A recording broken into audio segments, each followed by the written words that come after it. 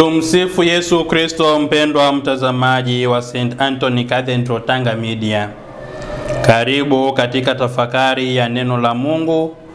Leo ikiwa ni siku ya Jumamosi, mwezi wa 3 mwaka wa 2025, juma la 3 la Kwaresima mwaka C. Leo masomo yetu yanatoka katika kitabu cha Hosea sura ya 5 aya ya 15, sura ya 6 aya ya 6.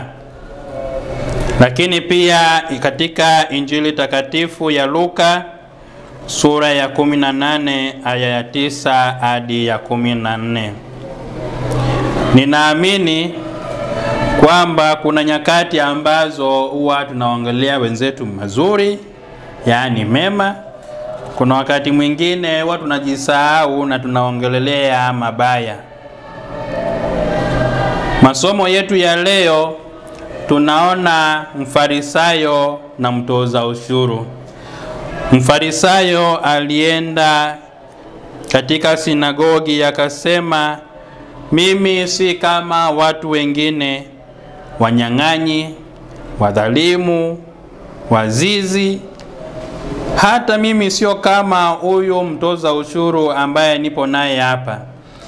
Ila kwa upande mwingine mtoza ushuru alijipiga kifua sana, akasema, Mwenyezi Mungu uniwie radhi, mimi ni mwenye dhambi.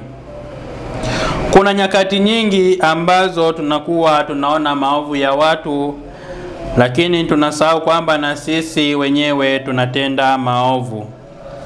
Hivyo tuweze kuona wema katika watu wengine, lakini sio kuwaonea mabaya au madhambi ambayo wanayo, maana pia hatujui uhusiano wao na Mungu ukoje.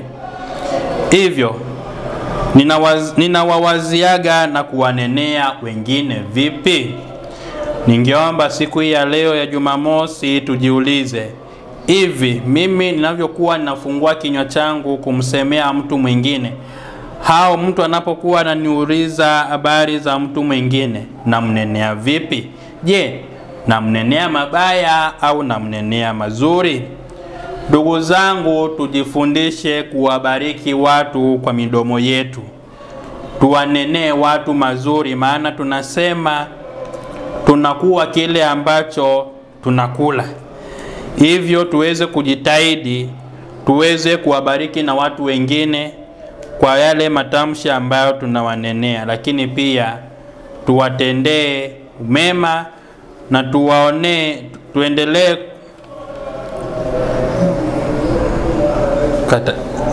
tuendelee kuwafanyia mema wale wote ambao pia wanatutendea mabaya. Hivyo hata kama mtu amekutendea mabaya, we muongelee mazuri au mtendee mazuri.